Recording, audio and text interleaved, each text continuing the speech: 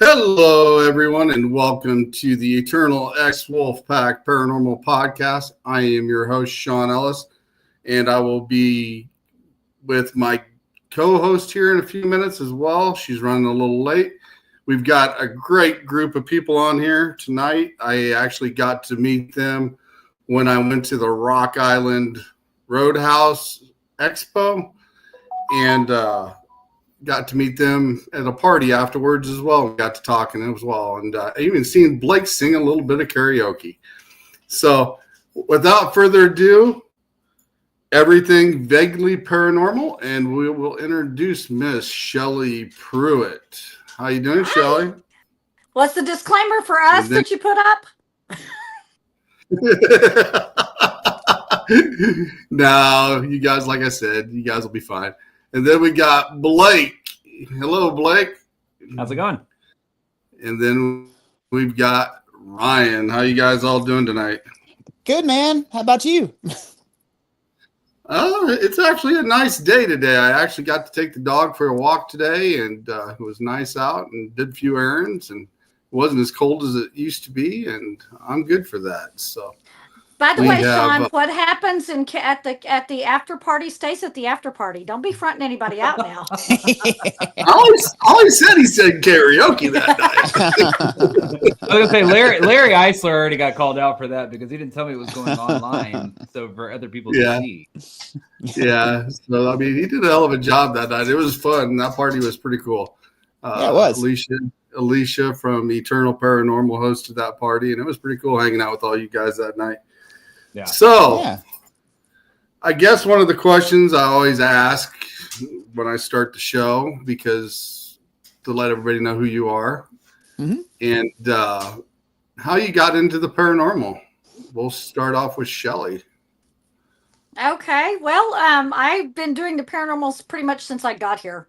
Whenever I was little, I had a lot of experiences, one of which includes, I'll tell you, I'll make it as quick as possible because these guys have heard it ad nauseum. Is when I was little, I was about 4 years old, and every night when I went to bed, I used to see these little things go across in front of my door every night. If it would have been just one night, I would understand, but it was every night. And they looked like interpreted to be goats. And the last night I stayed in that room, one of them kind of snaked its way up to the top of the door frame and spread out. And I never slept in that room again. Right before I left the room, my cloth-bodied doll fell onto the bed and it rolled across the floor and hit the wall. And so after that, I never slept in that room again. And when my younger brother came along, he wouldn't sleep in the room. He would scream all night long. And from there on out, my brother and I slept on a fold-out couch in the living room until we moved out of that house when I was 9 and he was 5. So we pretty much... that room, nobody could seem to stay in. And I was always the kid that read all the, Scooby-Doo, the original Ghost Hunter is my favorite, in the world. So, but yeah, I used to be the kid who'd ask my mom, can we go stop and see if there's ghosts in that abandoned house? So, yeah, I've been doing it for as long as I can remember. That's pretty cool. What about you, Blake? So for me, mine's not as creepy or as dark or as crazy as Shelley's is. But we've come to love her anyways because she loves to attract those kinds of spirits. They do like me. Yeah. And so mine started whenever I was about 13 with my great-grandmother. My great-grandmother passed away at that time in my life. And I just remember waking up, and it was a couple of days after she had passed, and saw her standing at the foot of my bed. And whenever I tell the story, it's like one of those quick things that your brain does. It's kind of like, oh, it's you. Wait, hold on. Wait, you're dead. Like what the hell am I seeing? And so that really kind of opened up the door to the questions for me. It's like, what was that? And so I started jumping into like TV shows, books, stuff like that, until later on when I started actually starting to investigate. So I blame my great grandmother's spirit for getting me into this. I've always had some kind of inkling of the supernatural or paranormal or whatever, but that did it for me. Yeah, blame her. She's dead. She can't do nothing about it. She can't do it. No, she'll get me later on, I'm sure. Yeah, probably during a dice session or something. Just kidding, Mimi. I'll say she's going to show up at the foot of your bed tonight and wake you up. That's exactly it. That's exactly it. Might trip him down the stairs. Luckily, I don't have any of those in the house, so we're good. But she'll probably bang a couple of times. What about you, Ryan? Well, when I was growing up, my grandpa always had these fantastic ghost stories. He grew up in Eastern North Carolina, and he would tell me all these stories, the things that happened to him as he was, moving along in life. And I became super interested. I became that kid that was in the library reading everything I could about ghosts, UFOs, Bigfoot, anything I could get my hands on. But as I got older, I began dating a girl who lived a town over, and I would go spend the weekend at their house. And I was in high school, so I was about 17, 18 years oldish. And when I would sleep over, I wouldn't sleep in the bed with her. I would go sleep in the guest room out of respect for her dad. And so I'm a night owl, always have been, up late at night. Everybody else is asleep. It's about 3 o'clock in the morning. I go into the other room, turn on the television, and reach over to turn the lamp out. And when I reach over and I look into the hallway, I see an old woman as solid as me and you, in a nightgown, permed hair, glasses. I could see the glint of the light off of her glasses as she walked into my girlfriend's bedroom. So wow. I thought someone had broken into the house. So I jumped up immediately, went in her room, looked for whoever it was, couldn't find anybody, went and checked all the windows and doors in the house. Her dad was asleep on the couch. Her mom was asleep in her bedroom. So I was like, well, I guess I just saw a ghost. And so the next day I wake up, I talk to her dad and I'm like, hey, I got to ask you something. I said, late last night, and he stops me. He goes, oh, you saw her? And I said, yes, I saw her. Who could she be? And he said, well, there was an old woman who lived here in the 70s who was stabbed to death in this house. And that's who we keep seeing at night. And so ever since then, I've been trying to search for answers as to why I saw what I saw. And could I see something that clear ever again? So that's what got me into it. He wants answers. Yes. That's awesome. I'm going to give a big shout out to some of the people that's in the house here. We got Tammy Christensen. She's one of my mentors. That she taught me some Reiki when I was on my former team, and she is still one of my mentors today. We got Brenda Boyd. She is here in the house. Thanks for stopping in. We got Richard Johnson in the house. We got Susan Victoria from Paranormal Happy Hour. Thanks for sharing out. We got Nathan Atwell in the house, and we got Jeff Taflin in the house as well. Thanks, guys, for all stopping by. That's great. I'm glad to see everybody's popping in. So, do you think the fact that a lot of people get their abilities from a trauma that they've been around? Have you guys ever encountered anything like that you know of people that actually had, like, being an empath or being clairvoyant or anything like that from a trauma situation in their past lives or what they're dealing with now? Are you asking if we personally have had a trauma and that gave us abilities, or have we just met people that have that? Encountered people like that. Oh, definitely. Mm-hmm.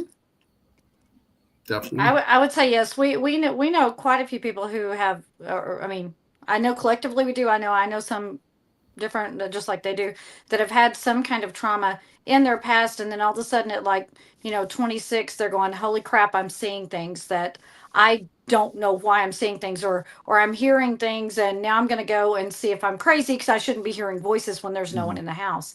Right. And a lot of times I see it, usually it's something that I don't think they normally consider an ability. They usually just think that, hey, I'm losing my mind. I just went through all this. I've been having a rough time. But that's not always the case. Whenever they kind of look into it a little further, they realize that they probably always had this ability. They've just kind of squashed it, but it just took trauma to kind of make that ability kind of step forward so that they can utilize it. That's my opinion. I think that's a really good that I'll touch upon as well, because I think that Shelley hit on it. I think it's something that I think everybody has it to a certain extent, and I think others are born with more of an ability than others aren't. I just speaking from personal preference, like with my family lineage, like I've been told multiple generations back that people have had instances or abilities, empathic or psychic, even stuff like that. And then to have weird stuff going on in my life, but mine wasn't, I don't feel, started by any kind of trauma. But I feel like everybody's born with it, but I feel like some people do experience that trauma, and therefore it pushes it further out in them. So. Right. And I'll jump on what you just said. I think a lot of people who go through trauma as a survival instinct have to become more perceptive. And I think that maybe that's what kind of kickstarts that sort of thing. And they do become more perceptive. And so not just to their surroundings, but what may be beyond those surroundings. Well, but then that lends the question: do they actually open their eyes to their own gifts because they've had to become more perceptive, so therefore they're more open to getting, to realizing it, or is it something they've happened? Which comes first, chicken or the egg? Did they have the ability and it was open because of the trauma, or because of the trauma they had to become in survival mode? They had to become more perceptive. They had to become more aware of their surroundings. Now all of a sudden, this gift is more available to them. Mm-hmm. So, which do you think is first?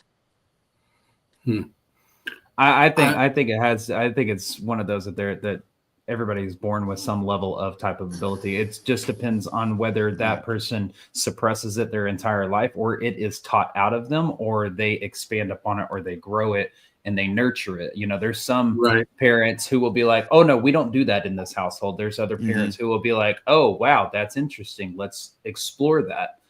Kudos to those parents. Because I was one where it was taught out of me for a while. At 16 years old, I grabbed my first tarot deck and started reading tarot. And I remember growing up, I was told, we don't do that. Put that away. That's devil's work. We don't do that. And so it took me further on down the line. This is after seeing my great grandmother's spirit. I'm trying to find answers to come to terms. And now I'm at 35. Finally coming to terms with what I've experienced my entire life. So, and I would agree with you on that, Blake, because like whenever I would tell my parents, because I would say, oh, I saw this little girl in the yard, or I saw this over here, or I saw the goats, they would look at me and go, what are you talking about? There's nobody out there. There's no goats in the house. There's no this, there's no that. And so I got to where I just wouldn't tell them. I just figured, okay, they can't see it and I can. Yep. So it just, and it's not that they told me I couldn't, because they couldn't see it. So they were like, oh, you have a great imagination. Okay. But I'm not imagining it. I see it every night, Exactly. So it's one of those things that you just quit saying anything about it until you find your people, like, my people right here, Blake and Ryan, that I can go, okay, I know this sounds crazy. I'm just going to tell you anyway. And they go, no, tell me. So. Right. All right. I'm going to introduce somebody else here to the show, guys. This is my co-host tonight. She is the producer of All Access Network Television, Ms. Gwen Johns. Hi, Gwen. Hi, Gwen. Hey, guys. Hey. And then we've got a few more. We've got a few more people that's coming to the house. I got to tell Shelly, I was listening, and I get exactly what you're saying about finding your people. Exactly. Can you hear me? Yeah, absolutely. Okay. Yeah, so I get it. That's exactly the way it was with me most of my life. So I get you. Awesome. We have a few more that has dropped in here in the house. We have Alicia McFadden from Eternal Paranormal here. Let's see. Amber McDonald's is in here. And Jesse Stone. So Doug Potts, Amber McDonald. Let's see here. Jake Ryan. Thanks for dropping in, guys. Most definitely. I guess the reason why I asked that question the way I did is because you guys, I'm sure, have done residential, right? You've done residential cases. And I have done residentials as well. Do you believe that some of the people sometimes manifest that because of the trauma? 100%. 100%.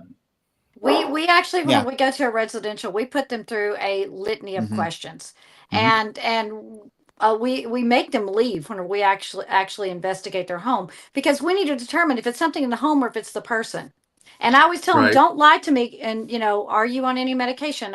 Is there this? Is there, we have this whole list of questions. And I tell them, don't lie to me, because I will look in your medicine cabinet. I will look. Right.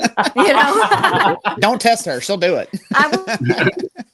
Well, I would Yeah, go I through, mean, right. I agree with her. I do agree with her. So- You know. Well, because if we're being called in, I mean, there's a reason why we're being called in. It's something that they can't handle themselves. They feel like they need external help. And so we are firm believers that we cannot fight what we don't know.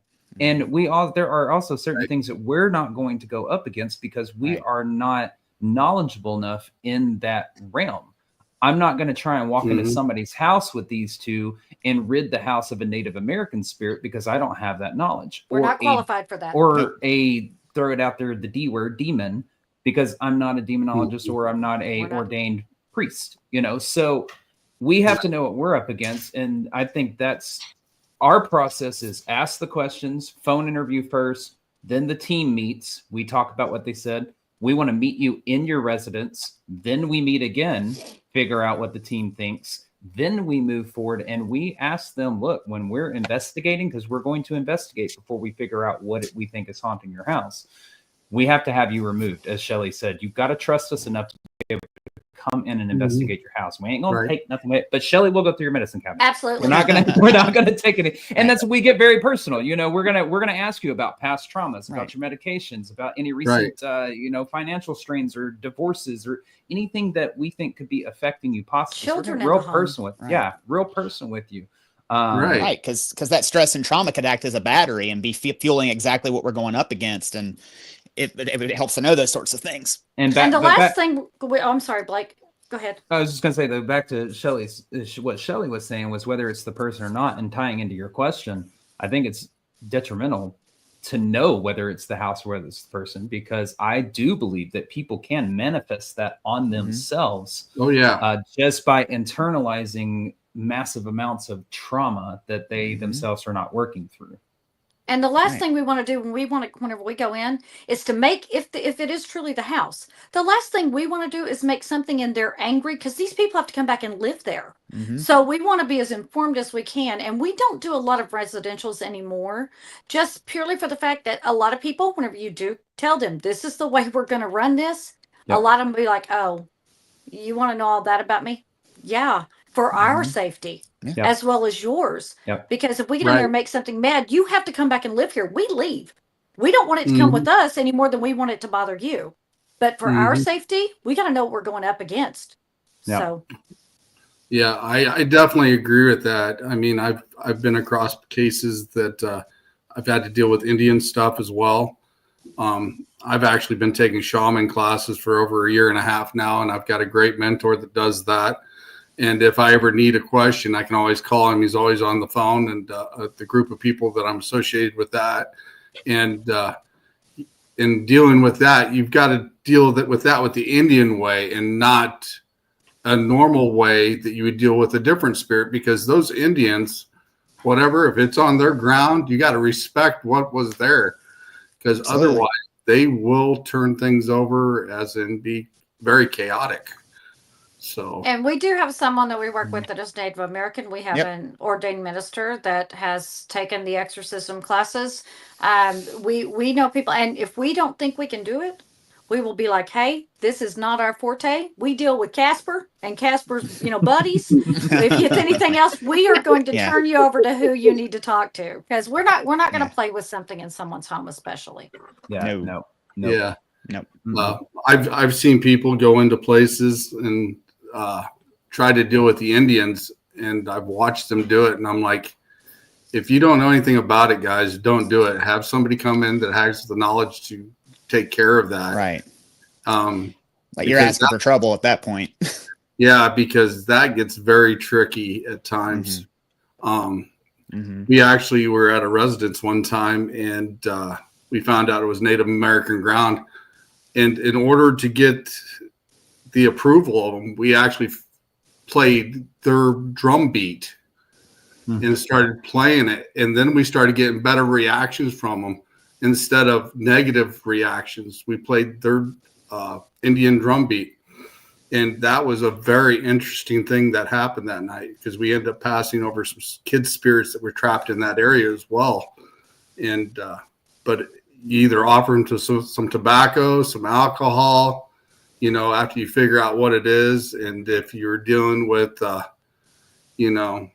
shadow walker, they're different. Well, I think that so the last we haven't touched a residential case in a couple of years. Yeah, it's been a while. Yeah. The last because the last one that we did, I don't know, it just kind of it made us rethink if this is kind of the direction that we really wanted to go. Now, granted, we will always say anybody who needs help, we will be there to help them. 100%. We don't charge for services. If you're having an issue with the paranormal, we will come out and we will help you if we deem that we can. However, this last one that we had, we got contacted, went through the whole rigmarole with them of the interviewing process. We got to the point of being able to investigate their house. They had a lot of spirits coming through their house. We pretty much determined their house was like a kind of a pass through, if you will. Just a lot of them just coming and going. And we get to the end of the night, the second night, because we did 2-night investigation of that house because we had a lot of stuff going on. And we got everybody out of the house. We're doing our business of, sealing and pushing it out. Salting it, yeah. All of that stuff. And we realized that the grandmother that doesn't live here is blowing up the person's phone who contacted us and was like, what are they doing? When are they? And it's like 2:30 in the morning. When we're wrapping up, and she's like, I want to bring the kids back because we had her take the kids, and we're like, it's 2:30 in the morning. Why is she bringing the kids back? Long story short, because I could go on for hours about this case. Come to find out, I told them at the end of it, or we kind of all told them at the end of it. I was like, look, this is going to be like a Band-Aid. We're putting a Band-Aid on it at some point. As Shelley Lovely says, she does a great analogy. If you continue to throw stones at a wall, at some point that wall's going to break, and you're going to have to seal it back up. And so that's what I was in the process of telling her. Come to find out, the grandmother was a practitioner, Saint Muerte. And she was the one that was actually causing issues with this family due to the relationship. Because she didn't like her son-in-law. Yep, she did not. Due to the relationship between her and her son-in-law. And so it was at that point we were like, and we know other people who are a practitioner, Saint Muerte and all that kind of stuff, but she was using it for very vengeful dark. And dark purposes. And it was at that point we were like, do we want to put ourselves in harm's way like this? Because all it takes is her turning towards us and being like, okay, well, I can wreck your lives too, Right. So. And what was interesting was she wanted them to tell her every single thing that we did so that she could undo it. Well, the good thing was, and again, I believe that we had heard that they were having problems within 2 weeks again. And we said, we can't help you if when we come out, it's undone. Yeah, and it was basically that she wanted to, the good thing was we couldn't, the people couldn't tell them everything that we did because we made them go outside while we sealed the house and salted around it. And then we saged them before they went back in and did the holy oil. And so the grandmother bringing the children back, we went ahead and the parents wanted us to sage them too. St. Michael's prayer, all that good stuff before they entered the house back in. And I looked at the lady and I said, the grandmother does not need to be walked back in that house, not tonight. And fortunately, they sent her home. And she was pulling out, and then we pulled out. And then right after, I think didn't we see her car coming back around the block as we were crossing? Oh yeah, we got the nastiest look as we were pulling out. We were pulling out, and she was turning in, and I mean, it was just a. Yeah, she was checking to see if she had left look, and we were like, "We're gonna get the hell out of here right now." So we got a question here. How can you tell if someone is a guardian angel or having trouble letting go to a pass through? Oh, how can you tell they're having trouble letting go or to pass on? Yeah. I think that's going to depend on the communication you get from them. True. Yeah. What this particular house was pretty much like a paranormal subway. It's like, here's the other ones, jump on them and they go on to their other destination. I mean, it was like we were getting so many different names on both nights. Right. And they were giving us names. As far as the guardian angel goes, I don't do a lot of research on the angel realms or the demonic realms, either one. Like I said, I don't play in any of that. I'm not knowledgeable enough in that. I leave that to someone more knowledgeable than I. So I'll tell you, I don't believe I've ever encountered a guardian angel. I don't think just, they like, hey, here I am. No, haven't had that happen. Would be cool. I'm here for it. I've encountered a lot of spirits. So that Right. particular one was spirits that were just passing through, and it was just always different. Everything was different. Guys, did we even get a single same name either night? No, we didn't, not at all. But No. you know, kind of what you said, Shelley. I don't think we've ever encountered a guardian angel, at least that I know of. But we have encountered spirits that do have trouble letting go, and they'll let you know what's going on and what they need sometimes to pass on. Like I'm thinking of what at the Gregg County. Oh yeah, You know, Yeah. what was his name, Blake? The guy that reached out that needed us to. He needed Ben. a priest. Alan. Ben. Oh, that was Alan. Alan, At, Yes, at Alan, the at yes. the very beginning. Yeah, because That was Alan. he was remorseful for something. He kept letting us know he needed a priest, he needed to pass through, and so they'll let you know if there's something that you can do or something that they need. Yeah. And if you're curious, I mean, if you're curious and you're communicating and you're getting good communication, you know, just who are my guardian angels or spirit guides or anything like that, ask them. Ask spirit. Just ask them. That's all you can do. I mean, I've had plenty of conversations figuring out that I have a couple of ancestors that are on what I would call my spiritual team as spirit guides. Some of them are spirit guides.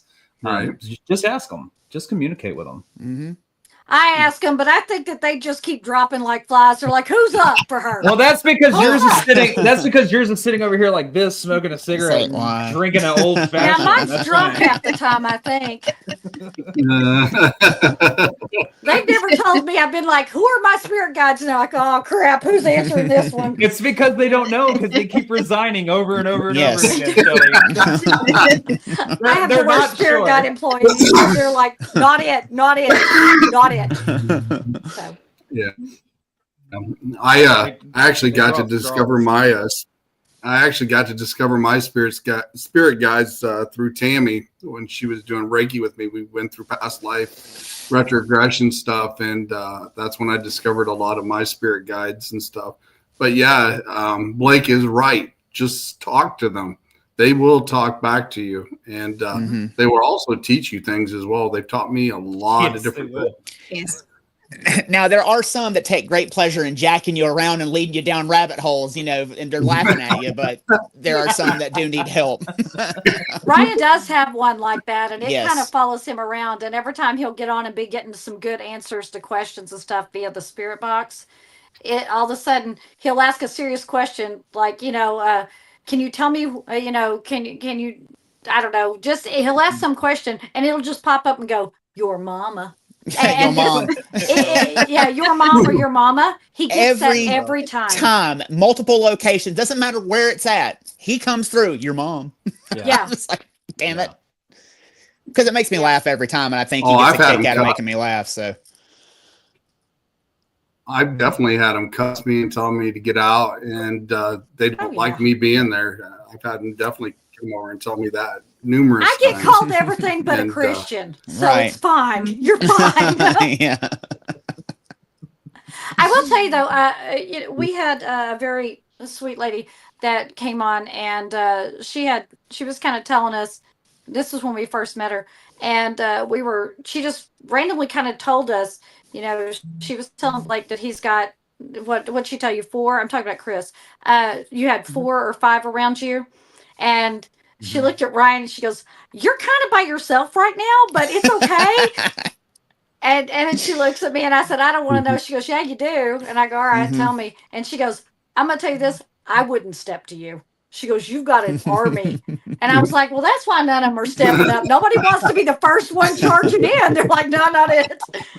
So it's interesting. Yeah, as far as being protected, I think all 3 of us on the whole, I feel like the 3 of us in general, when we go into a location, I feel like we're very well protected without having to do anything else. Yeah, I agree. I know the time that when I was around you guys have a lot of energy like I do. And you can pick up on that when you're around people that are the same. And that's cool because like I said, when you got high energy, you never get an attachment. I've never seen anybody with high energy get an attachment. But when you have low energy, I've seen them get attachments. And I've had to take them away from some of my former teammates. Mr. High Energy Blake, he's going to debunk you. Yes. I will be the first person that you have met then that is high energy, chaotic energy, and has received an attachment. Oh, wow. Like I said, I haven't crossed that yet, but so far, me having high energy, I've never had one. That's good, man. That's interesting to know. I've been followed, but not had an attachment. I've been followed multiple times, but as far as an actual attachment like what Blake had, not at all. Have you seen Mr. Dude in your new house, Blake? Shadow Man. I call him Shadow Man now. Yeah. But no, I actually have not. I honestly think that it's gotten to a point where, I think he got bored. I'm just gonna. Yeah, you ignored him enough. I'm gonna be dead honest. I think he got bored. But yeah, I received him back in 2021. I received him like a gift. New little bundle of joy. Here's an attachment for you. Surprise! It's Satan. So Blake, that this gives me another question for you then. Since you have had high energy and you have had an attachment, and you're one of the first ones I've heard like this, how do you think that happened? How do you think that got attached to you the way it did? I went into an area, and this is what we kind of always tell everybody. You were stupid. It wasn't, but it wasn't on purpose. It really. You were stupid on accident. Okay, accidentally dumb. Accidentally dumb. Okay, exactly. It wasn't on purpose. We were at Yorktown Memorial Hospital, and there is a room up at the top portion towards the front that they have deemed basically suicide room, and it's where a gentleman had taken his life, rumored to have taken his life, and so I walked into there and set a REM pod down on the bed, and there was a mirror to the right of it. And I began asking questions, and I kind of began asking a little bit of probing questions, not provocation of any kinds whatsoever. But when I realized about halfway through my questions, I looked across from the mirror that was on the bed to another mirror that was directly across from that. And that REM pod was sitting in the middle of two mirrors. And I started asking those probing questions. And it was right after that I believe that I ended up getting attacked somehow. I got a physical attack from that. You were grabbed on the back of the deck that night. Yeah. Is that when that? Yeah, that was that one. Where they called the name they shouldn't know connected to you, and they said kill him and grabbed you. They grabbed me on the back of my neck in the middle of an SS method and just yelled or said kill him into my earphones, and I was like, I'm done. And a week after that, coming back home, I was asleep having a horrible dream, like I was being drugged around in this dream. I woke myself up, blood curdling screams, everything from my knee to the bottom of my foot's off the foot of the bed, and I am like down in the bed like this, like, hands way up. And whatever had me, I could still feel had a hold of my ankles. And I just grabbed the holy water on the nightstand because that's how I sleep, and just started slinging it backwards and calling it everything but a Christian and telling it to get the hell. And suddenly it just like let go. Light comes back into the room. And from that point on, he would let me know that he was still around. I'd see him in doorway. I sealed my bedroom after that.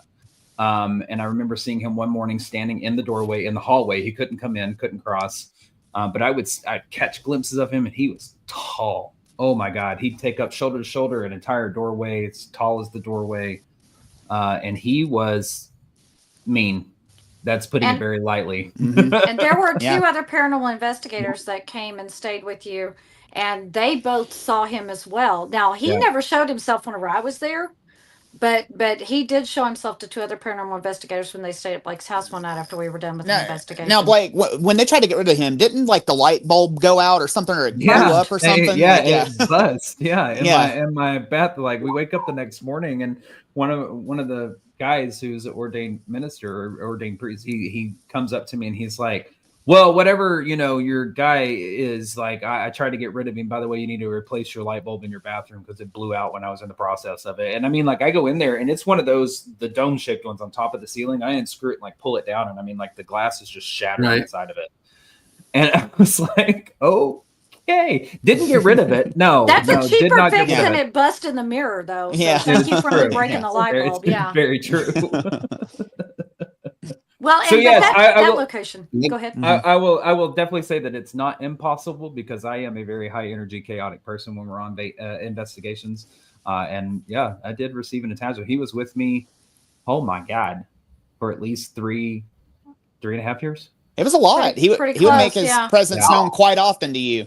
Yes, he would. Yeah. Mm-hmm. Now that particular location, though, we will tell you that particular location is very nasty, and that is the one place that we honestly believe that there is something demonic. That not not that what is organically there, that it was legitimately brought there, summoned there by someone. That is the one place out of every place we've investigated, all of the United States, that we will legitimately say we think that there is something demonic there.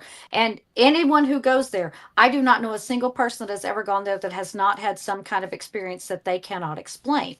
And from that location, we have all been followed home. Ryan had an old woman that actually scratched his arm while he was asleep after that. Yeah, I came home shortly after being there, and I come home late at night, and I get out of my car, and I hear somebody go, Ryan, like trying to get my attention, and nobody's on the street. I'm looking around, I don't see anybody, and I was like, that's weird.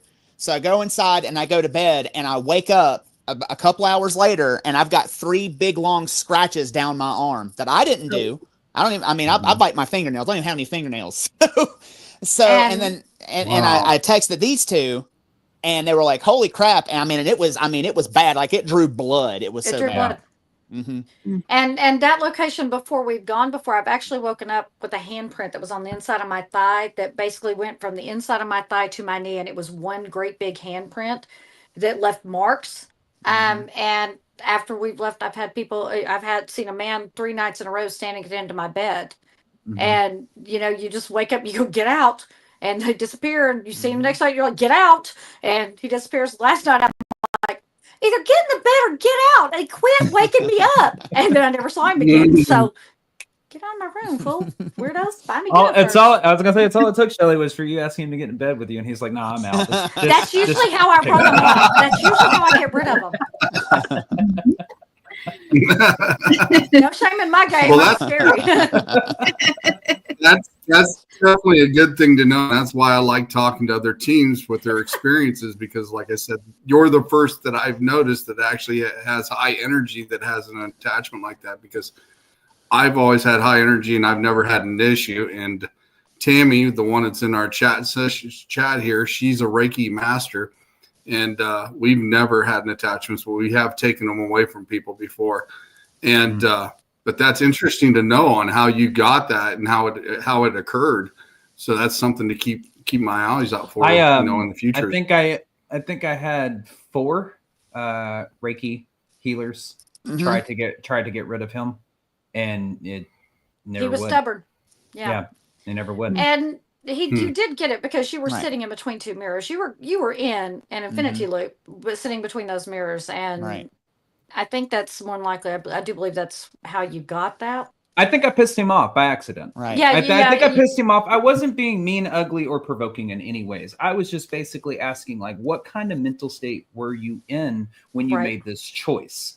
That's kind of the line my questioning was going, because we don't provoke. I don't provoke. No. I'm not a come at me bro kind of guy. No. Very respectful with my questions, but I think I just pushed a little bit too hard. And I actually don't think it was the spirit that I was trying to talk to. I think it was one of them that I don't know if they're suppresses the other spirits. Yeah, or they come and go or whatever it is. But I definitely got something that was not the gentleman I was trying to talk to. Yeah. And the whole thing is that, I always have to wonder, what is the difference between an attachment, something just follows you and hangs around for a while?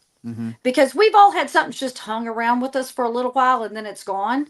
Just maybe it came because it was like, hey, I dig your energy right now. I want to hang out with you a little more. I know you left. I tell the story I told these 2 guys, we left this one particular location and I was having a conversation in the car with the 2 of them. Or so I thought. And I looked down and I realized that my phone is not connected. And so I called them and I go, wow. I said, guys, I go, did my call drop? And they're like, you just now called us. Yeah. And I said, I've been having a conversation in this car with someone. And they're like, no, you just now called us. And I'm going, no, I've been talking to y'all for 25 minutes of this drive. They're like, no, you haven't. I go, then who the hell was answering me in the car? This is not good. And I have looked, and this was the same location from where that, like, I actually looked over. You're going to get on the road or something, and you're turning, and I've seen someone sitting in the seat beside me. That'll make you jerk your car, swerve it a little bit.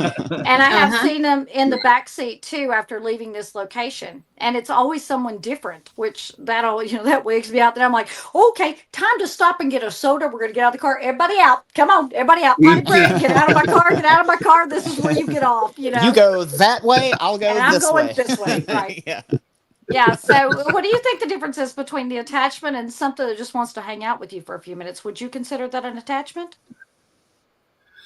The one that I had followed me from a restaurant we went to investigate. It followed me home, and it took me a few days to realize what was going on. But all of a sudden, the rear end of my truck went out, of my F-150, locked up for no reason. Wow. And then 3 days later, after that, I lost my job. And the funny thing is, and this is how I caught it, and I thought I was hallucinating, and I've told this story before. I was sitting in one of the rooms that I have hard grading wood doors, and I would look in the door, and the grain would keep changing in it.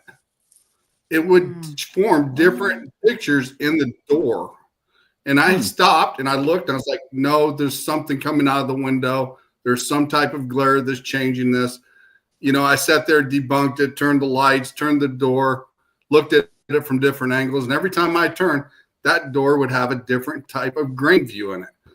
And finally, I realized that's what was following me home. And when I got it cornered, I finally got rid of it. But it took me 3 days to figure out what it was. But I seen it in the wood grain doors. It kept shifting. Wow. And I thought it was the most bizarre thing I have ever seen in my life. And like I said, I thought I was hallucinating, but I sat there and I debunked it, turned the lights off, switched angles, the whole 9 yards. And that door would keep having a different grain image in it all the time. Wow. So was that a hanger-oner or was it an attachment? That's one that just followed me home. Okay. So you called like a hitchhiker, right? Just a hitchhiker came with you and now you go back where they belong. Yeah. Right. And then the ones that I call the attachments are the ones that drain your energy the most. That's what I call an attachment. When they start draining your energy, started affecting your thought, your pattern, how you're acting, the way you speak to people, that's what I call an attachment, because their whole mentality changes because of that new add-on to them. I mean, I literally seen a 12-year-old boy at the time get an attachment, and I seen a shaman take it out of him, and we seen it walk out of the room on the SLS on the old team. We seen it walk literally out of the back part of the room when we were doing the ritual to have him leave. Yeah, but this kid had the attachment of the guy that died in his house. This kid would get up and start drinking coffee profusely all day long. And he would not, and before I ever knew him, I was sitting out in front of the residence and I was watching him, and he had no idea I was there because this was one of my first investigations I went on. But I would literally watch him walk down the street. He would stop. All of a sudden he would look and hesitate, and then he turned around and walked back the other way. So then he started walking down the other part of the street like he knew where he's going. He would do the same thing again and turn around and go back home. Well, I thought that was really weird. And then as the investigation went on, we found out it was the guy that died there. And it come over, one of the voice boxes that he says, I wanted my life to be better than what mine was before. And he was trying to relive it through this 12-year-old boy. And like I said, on the old video with our old team, we had it, and you could see that figure literally walk out of the back of the room when the shaman told him to leave, when he gave him the options to do it. So he wanted to basically possess the child and live his life through the child. Pretty much kind of relive his life. It wasn't really a super possession or anything like that, but it was a big attachment because the kid's attitude changed. Like I said, he started drinking coffee and doing things that he never did. And his mom thought it was weird, and that's why she ended up calling us in for that investigation.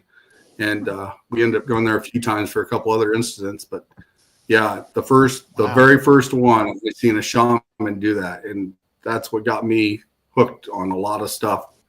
And that's why I started taking shaman classes, because the way he handled it and the way he got rid of it. And he gave that spirit a choice to either go to the upper world, the middle world, or he can go where he wants to, below, so he can figure out his life. But he had to leave the boy. And that was the only options he had. So, but yeah. Wow. And Tammy, I think, was with us on that investigation one time when we ran into stuff like that. And on her way home, the spirit said killed something. And I think it was her cat or her dog, if I remember right. Wow. But Her cat. By a coyote, wait a minute. Here it is. Yeah. Yeah. Oh, wow. After they went there, it said her cat died. So it was exactly what was going on.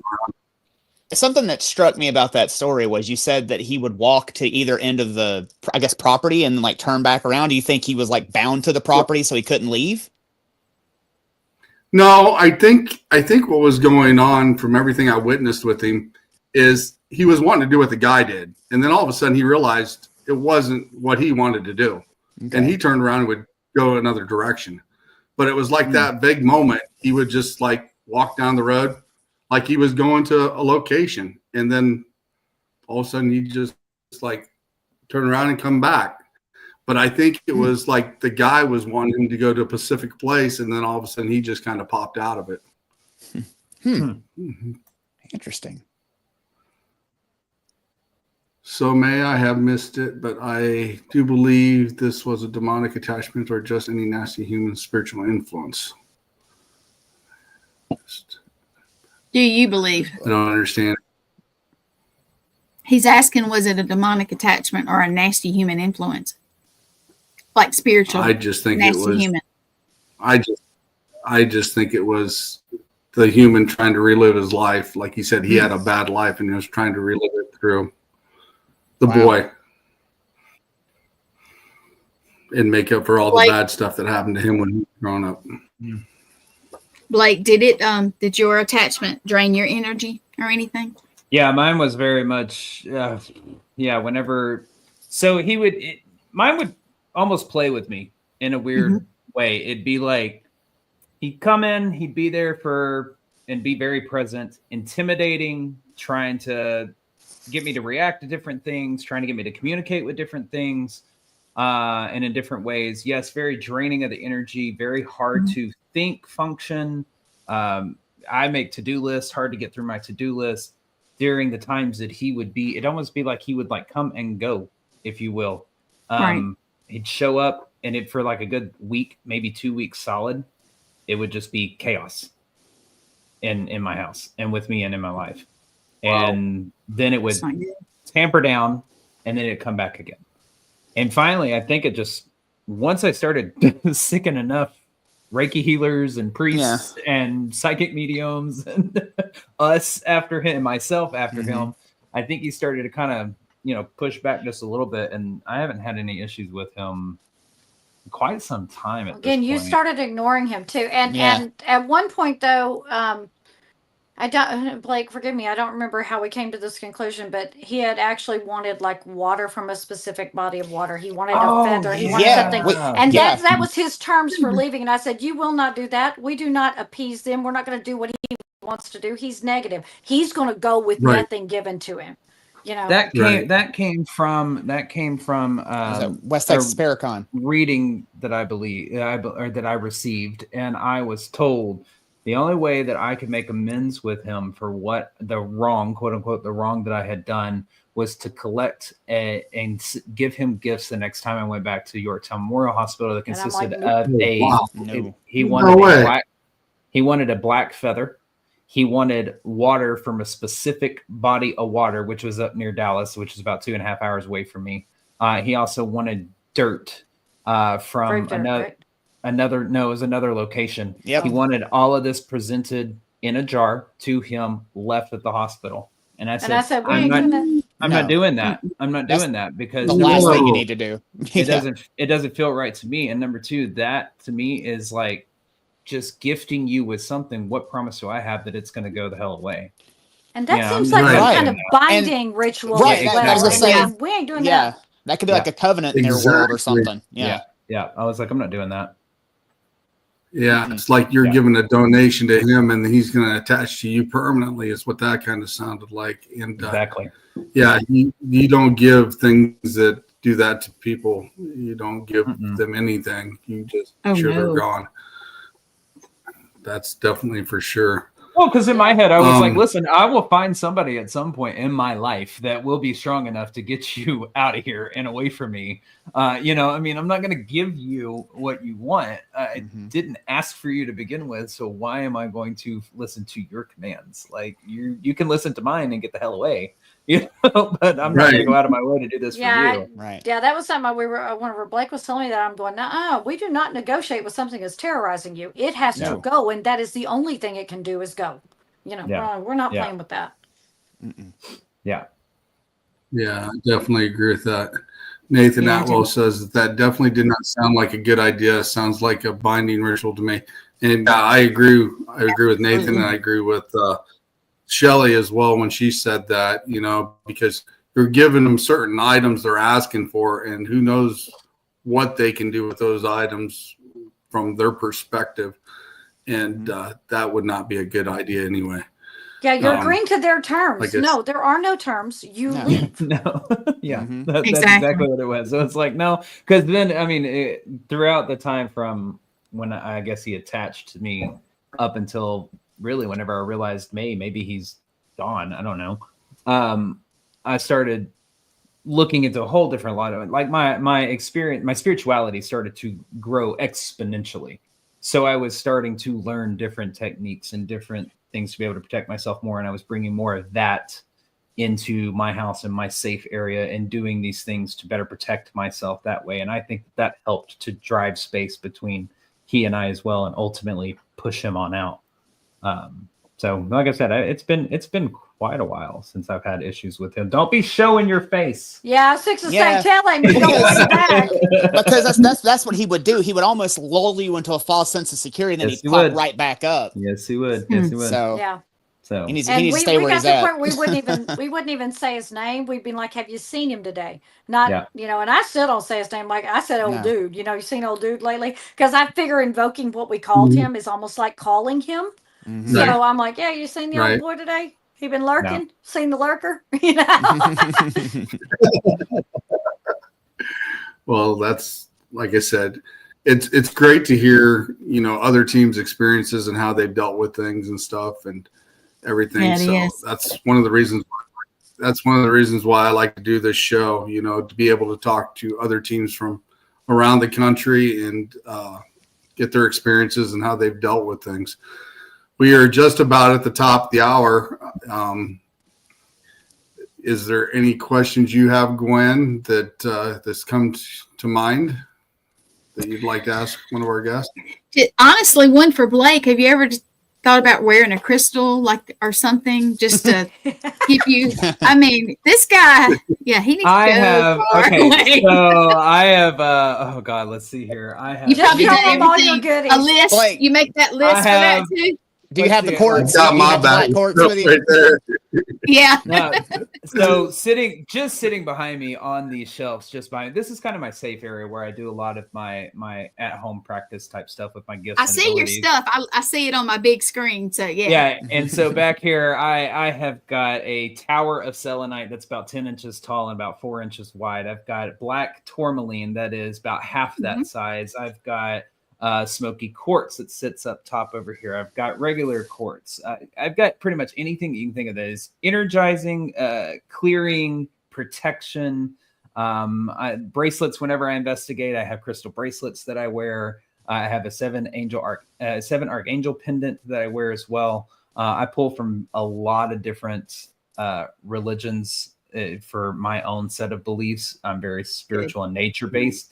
I'm very well protected here in my house. I'm very well protected whenever I go out. So yeah, yes, I have crystals everywhere. I have them hanging in my car. But I'll tell you that I'm glad to hear it too. Yeah. Sorry about that. whenever you got that attachment though, it was right after that I gave all of us the 7 archangels pendant.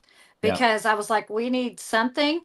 And then the very next location we went to, mine disappeared from around my neck, and we still this day have no idea where it went. Nope. Ah. No. Now, Blake, do you have your black quartz that you had that was white before he showed up? Oh, my smoky quartz before Yes. he showed up. Yeah, I've got it right here.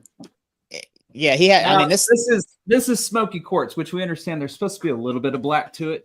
We get that, but I don't think I've ever seen one turn black. It turned black whenever the negative guy was whenever around. he showed up. Completely black. Oh wow. Yeah. Wow. So it's And time I was with I've him when we never- bought that crystal, and it Like- was not that dark. Yeah, it's probably about time I need to bury that back into the earth and let I think I would stick that in the ground. I think Yeah. I would stick that in the ground with some salt there, Blake, and make sure Yeah. that never came back. I'm gonna Yeah, let that'd be a Mother, good idea. yeah, I'm gonna let Mother Nature take care of this. Yeah, like I said, I'd add some salt to it and make sure it doesn't come back. Yeah. But I've never seen a smoky crystal do that. That's definitely interesting as well. Is there anything you guys like to announce before I set you backstage? If anything is coming up that Hey, Blake, tell them like- everything they need to know. There you go. Yeah, so we do our weekly podcast on Facebook and YouTube every Tuesday night Central Standard Time at 8 p.m. Where we cover everything but paranormal, cryptid, UFOs, aliens, true crime, everything in between. So come over there and watch us on that. We also do public investigations. If you want to find us on Eventbrite, we sell tickets to those. Just look for everything vaguely paranormal. As well as if you are traveling at all, we will be at a couple of Paracons. Our first one is going to be this weekend at the Missouri Paracon on February 28th through the 1st at the Ameristar Casino and Hotel in Kansas City. Hey, I'm trying to do this off of memory, guys. I close it out every week. Yep. So yeah, I mean, if y'all want more of us and more content, we're a little bit dig at each other a little bit more on our own platform. Y'all can come over We've and been watch it. nice here. I'm so proud Yeah. of We you. have. We're I'm very very, nice. very proud of us for that. But yeah, Tuesday nights, 8 p.m. I have- on Facebook and YouTube. I've definitely watched you guys' show. It's definitely interesting, and a lot of the topics you guys came up with, especially Thank the you. one I watched one night that you were finding the objects that were put in people's arms or their body that was actually had calcium around them. I think I chimed in on that one. That Dr. was a Lear's work. very Yeah. interesting. Mhm. topic. Yeah, that was definitely an interesting show. I watched that night, and a few others I've caught you. as well. I try to catch you guys when I can, and sometimes I'm on with somebody else as well. But you're more than welcome to always share on our channel as well. And I think one would say the same Thank thing you. with all access. Yes. We could share you guys out Absolutely. as well. Thank you. You can I always think you go guys- watch us on our YouTube page. If you missed the episode, go back and how much content do we have on YouTube? 170. How many episodes? We are in season 4 of the actual podcast. Yeah. We've got 173. Our 173rd Yep. episode is coming up this week. Demonic Possession. Next week we'll have Nathaniel Elwell on with us. Yes. So we'll be interviewing He's him. coming to our channel. So yay! Nice. Yay! Okay, Awesome. Yeah, well, we'll have him. Yeah. We'll have him on the first Tuesday in March. So we're excited to talk to him. Heck yeah. And So- learn about all his adventures and journeys and stuff. So He has no idea what he's in for. Don't tell him. we got He's hundreds watching. of videos. He's watching. Yeah, he's watching. You'll be Yeah, fine, he's in- Nathaniel. You'll be fine. Hey, you want a bicycle for all that backpedaling you're doing? Yeah. But yes, and we've got hundreds of videos that you can go and watch on YouTube and all of that kind of stuff. So yeah, Nathaniel. Yeah, I'd definitely like to have you come on the show when you get a chance. We'll get Yes. something set up for that as well. But yeah, check these guys out. Everything Vaguely Paranormal. They're a great group. Check out their show. They do some awesome work. They really dig into a lot of the subjects they do, and it's definitely worth watching. So check these guys out.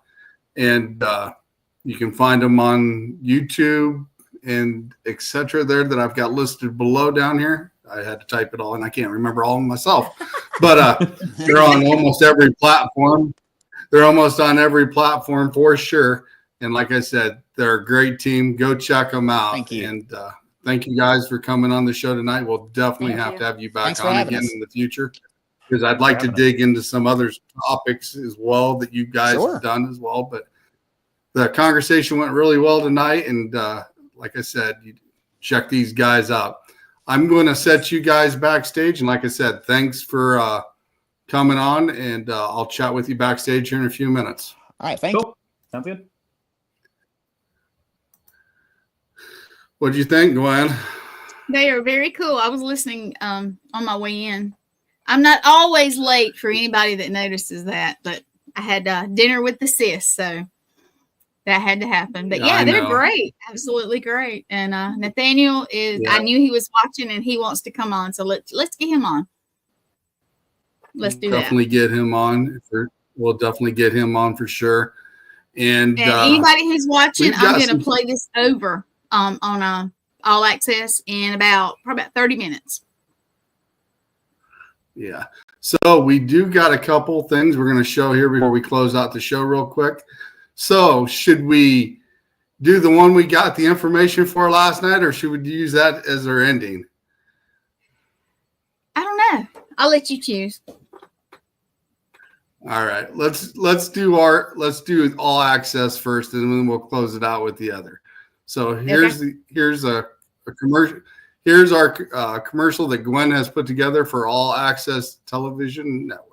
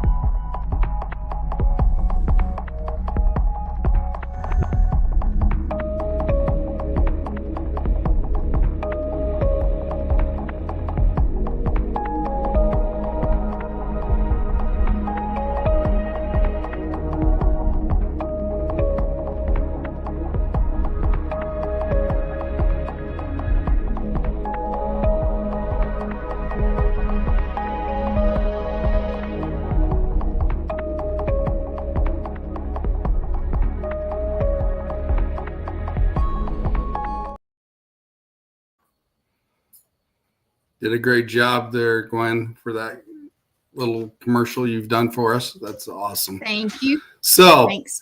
I know Shelly, Blake, and Ryan have all been to this location. And last night we had the opportunity to talk to one of my dear friends as well, Miss Jamie Lynn Keller, and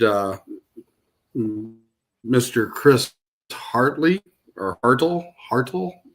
Make sure I try to pronounce that right, Hartle.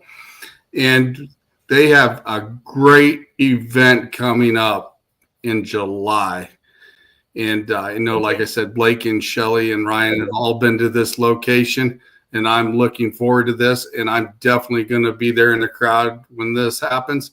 So without further ado, I will play this video of the event that is coming up as well. And we will have a special live show Friday night with Jamie Lynn Keller and Chris Hartle. So here we go. And this will close out the show. You guys have a great night, and we will see you Friday. But I will close out with this video. Brace yourself for the Paranormal Rockdown, July 18th and 19th, 2025 at the Haunted Broadhead Manor. Friday night, rock out with Dead Amsterdam, Left on Red, and headliner Green Jelly. The music may not be the only thing shaking these walls. Rumor has it the spirits love a good beat. Will you meet one? Saturday, meet paranormal legends like Dave Schrader, Sam Baltrusis, and more. Enjoy thrilling workshops, tasty treats, and a live Zoom Q&A with Dustin Perry. Dive into the ultimate paranormal investigation with expert guides. Or join a spine-tingling seance with Sam Baltrusis. Tickets are limited. Get yours now for an unforgettable weekend of music, mystery, and chills. We will see you Friday. Have a great night, everyone. Good night.